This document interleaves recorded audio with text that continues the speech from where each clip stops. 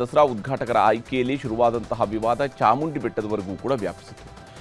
ಬಾನು ಮುಷ್ತಾಕ್ ಅವರ ಆಯ್ಕೆಗೆ ಬಿಜೆಪಿಯವರು ವಿರೋಧವನ್ನ ಮಾಡ್ತಾ ಇದ್ರೆ, ಮುಷ್ತಾಕ್ ಅವರ ಆಯ್ಕೆಯನ್ನು ಸಮರ್ಥಿಸಿಕೊಳ್ಳುವ ಭರದಲ್ಲಿ ಚಾಮುಂಡಿ ಹಿಂದೂಗಳ ಆಸ್ತಿಯಲ್ಲ ಅಂತ ಉಪಮುಖ್ಯಮಂತ್ರಿಯವರು ಹೇಳಿಕೆಯನ್ನು ಕೊಟ್ಟಿದ್ದರು. ಈಗ ಬಿಜೆಪಿಯವರು ಎರಡು ವಿಚಾರಗಳನ್ನೇ ಬ್ರಹ್ಮಾಸ್ತ್ರ ಮಾಡಿಕೊಂಡು ವಾಗ್ದಾಳಿ ಮಾಡ್ತಾ ಇದ್ದಾರೆ.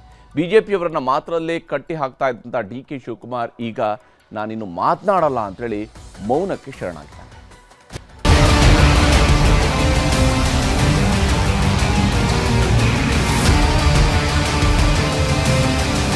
ನಾಡ ಹಬ್ಬ ದಸರಾ ಮೇಳೈಸೋದಕ್ಕೂ ಮೊದಲೇ ರಾಜಕೀಯದ ಅಬ್ಬರ ಜೋರಾಗಿದೆ. ದುಷ್ಟಶಕ್ತಿಗಳ ನಾಶ ಮಾಡುವ ವಿಶ್ವಾಸದೊಂದಿಗೆ ಆಚರಿಸುವ ಹಬ್ಬಕ್ಕೂ ಮೊದಲೇ ದುರದೃಷ್ಟಕರ ರೀತಿ ಚರ್ಚೆಗಳು ನಡೆಯುತ್ತಿವೆ. ಖುಷಿಯಿಂದ ಸಂಭ್ರಮಿಸಬೇಕಾದ ದಸರಾಕ್ಕೂ ಮೊದಲು ದ್ವೇಷ ತುಂಬಿದ ಮಾತುಗಳೇ ಕಾರುಬಾರು ನಡೆಸುತ್ತಿವೆ.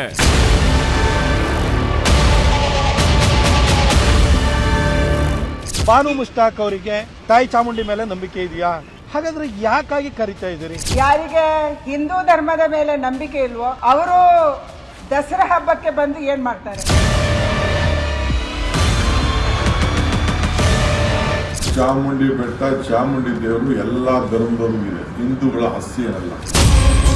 ಬಾನು ಮುಷ್ತಾಕ್ ದಸರಾ ಉದ್ಘಾಟಿಸಬಾರದು ಎಂದು ಬಿಜೆಪಿ ನಾಯಕರು ಧರ್ಮದ ಹೆಸರೇಳಿಕೊಂಡು ಕಿಡಿಕಾರುತ್ತಿದ್ದಾಗಲೇ ಡಿಸಿಎಂ ಡಿ.ಕೆ. ಶಿವಕುಮಾರ್ ಬಿಜೆಪಿಯವರ ಬಾಯಿ ಮುಚ್ಚಿಸಲು ಹೋಗಿ ಚಾಮುಂಡಿ ಬೆಟ್ಟ ಹಿಂದೂಗಳ ಆಸ್ತಿನಾ ಎಂದು ಪ್ರಶ್ನಿಸಿದ್ರು. ಹಿಂದೂಗಳ ಆಸ್ತಿ ಅಲ್ಲ ಅಂತ ಆದ್ರೆ ಇನ್ಯಾರ ಆಸ್ತಿ ಎಂದು ಸಹಜವಾಗಿಯೇ ಬಿಜೆಪಿ ನಾಯಕರು ಧ್ವನಿ ದೊಡ್ಡದು ಮಾಡಿ ಗರ್ಜಿಸುವುದಕ್ಕೆ ಶುರು ಮಾಡಿದ್ರು. ಯಾವಾಗ ತನ್ನ ಮಾತಿನಿಂದ ವಿವಾದ ತಣ್ಣಗಾಗುವ ಬದಲು ಕಾಡ್ಗಿಚ್ಚಿನಂತೆ ವ್ಯಾಪಿಸಿಕೊಳ್ಳೋದು ಅರ್ಥವಾಯ್ತು. ಕೂಡಲೇ ಡಿಸಿಎಂ ಡಿ.ಕೆ. ಶಿವಕುಮಾರ್ ಇನ್ನು ಮುಂದೆ ನಾನು ಯಾವ ವಿಷಯದ ಬಗ್ಗೆಯೂ ಮಾತಾಡಲ್ಲ ಎಂದಿದ್ದಾರೆ. ನಾನು ಕೆಲವು ಸತ್ಯಗಳು ಹೇಳಿದ್ರೆ ಕೆಲವರಿಗೆ ಸಹಿಸಲ್ಲ. ಪ್ರಮೋದೇವಿ ದೇವ್ರಿಗೂ ಇರ್ಬೋದು, ಅಸೆಂಬ್ಲಿ ಇರ್ಬೋದು, ಏನ್ ಹೇಳಿದ್ರು ಕೂಡ ಅದಕ್ಕೆ ಬರೀ ತಪ್ಪು ಕಂಡುಹಿಡಿಯೋದೇ ಒಂದ್ ದೊಡ್ಡ ಕೆಲಸ. ರಾಜಕೀಯದವ್ರು ಇರ್ಬೋದು, ಮಾಧ್ಯಮದವ್ರು ಇರ್ಬೋದು, ಎಲ್ಲರೂ ಇರ್ಬೋದು, ಏನೋ ನಡೀತಾ ಇದೆ. ಸೊ ಅದಕ್ಕೆ ನಾನು ಬೆಟರ್ ನಾಟ್ ಸ್ಪೀಕ್. ಬೇರೆ ಲೀಡರ್ಸ್ ಇದ್ದಾರೆ, ಬೇರೆ ಇವ್ರನ್ನ ಸ್ಪೋಕ್ಸ್ ಪರ್ಸನ್ಸ್ ಇದ್ದಾರೆ, ಅವ್ರ ಹತ್ರ ಮಾತಾಡ್ತೀನಿ.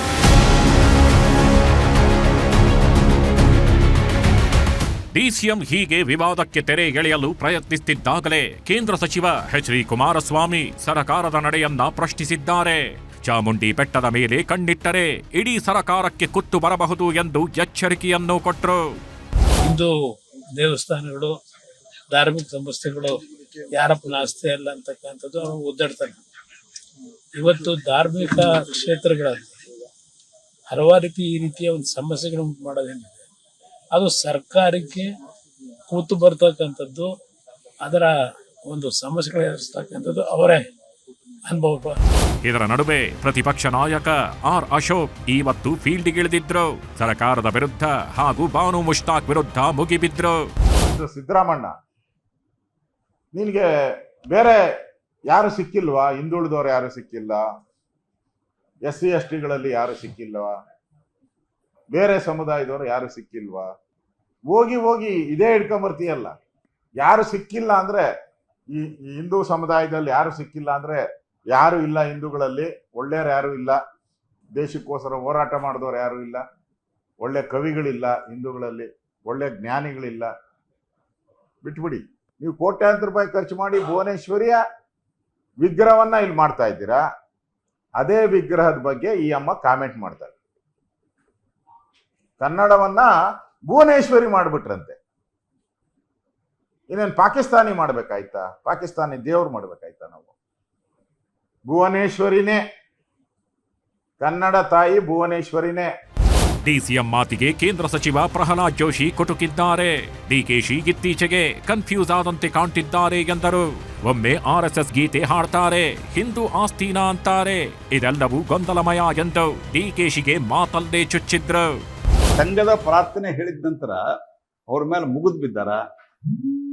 ಆ ಮುಗಿದು ಬಿದ್ದಿರುವಂತಹ ಹಿನ್ನೆಲೆ ಒಳಗ ಅವರು ಗಾಬರಿಗೊಂಡು ಏನೇನೋ ಹೇಳಿಕೆಯನ್ನು ಕೊಡ್ತಾ ಇದ್ದಾರೆ.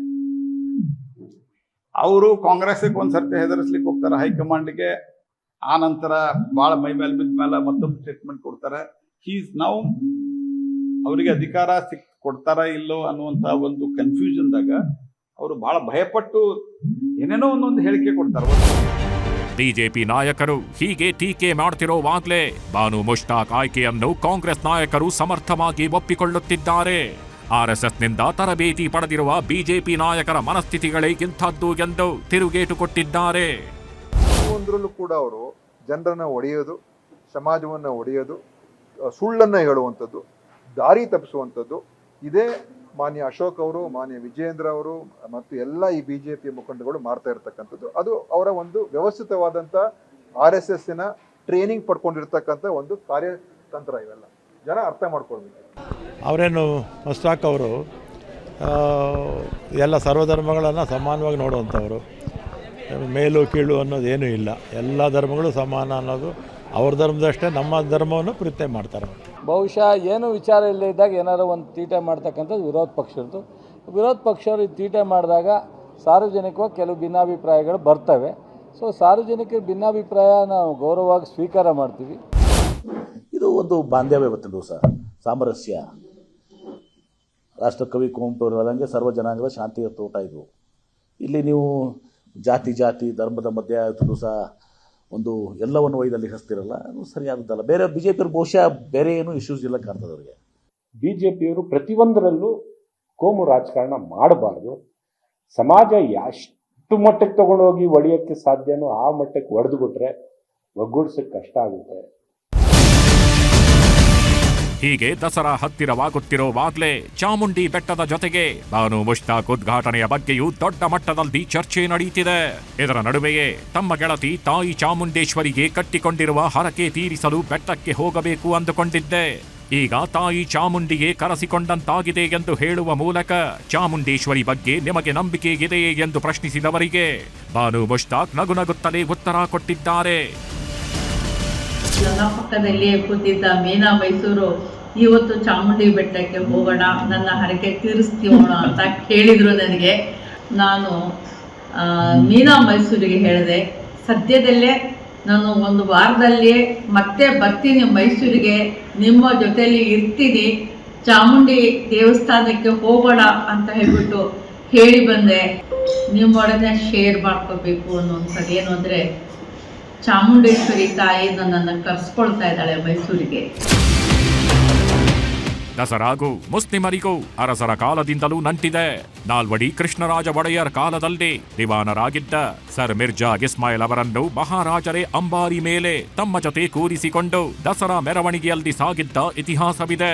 ಅದಕ್ಕೆ ವಿರೋಧ ವ್ಯಕ್ತವಾದಾಗ 2ನೇ ವರ್ಷ ಮತ್ತದೇ ರೀತಿಯಲ್ಲಿ ಮಿರ್ಜಾ ಇಸ್ಮಾಯಿಲ್ ರನ್ನ ಕೂರಿಸಿಕೊಂಡು ಹೋಗುವ ಮೂಲಕ ನಾಲ್ವಡಿ ಕೃಷ್ಣರಾಜ ಒಡೆಯರ್ ಈ ನಾಡಿನಲ್ಲಿ ಧರ್ಮಕ್ಕೂ ಮೀರಿದ ಬಾಂಧವ್ಯದ ಸಂಕೇತ ಸಾರಿದ್ದರು. ಇನ್ನು 2017ರಲ್ಲಿ ಡಾಕ್ಟರ್ KS ನಿಜಾರ್ ಅಹಮದ್ ದಸರಾ ಉದ್ಘಾಟಿಸಿದಾಗ ಯಾರಿಂದಲೂ ವಿರೋಧ ವ್ಯಕ್ತವಾಗಿರಲಿಲ್ಲ. ಸಾಹಿತಿಯಾಗಿ ಬಾನು ಮುಷ್ತಾಕ್ ಜನಸಾಹಿತ್ಯ ಸಮ್ಮೇಳನದಲ್ಲಿ ಆಡಿದ್ದ ಮಾತುಗಳನ್ನೇ ಮುಂದಿಟ್ಕೊಂಡು ಅವರು ದಸರಾ ಉದ್ಘಾಟನೆಗೆ ಬರಬಾರದು ಎನ್ನುವುದು ಎಷ್ಟು ಸರಿ? ಇದು ಓರ್ವ ಮುಸ್ಲಿಂ ಮಹಿಳೆ ಎಂಬ ಕಾರಣಕ್ಕಾಗಿ ಮಾಡುತ್ತಿರುವ ವಿರೋಧವೇ ಎಂಬ ಪ್ರಶ್ನೆಗಳಿಗೂ ವಿರೋಧಿಸುವವರು ಉತ್ತರ ನೀಡಬೇಕಿದೆ. Bureau report, news 18.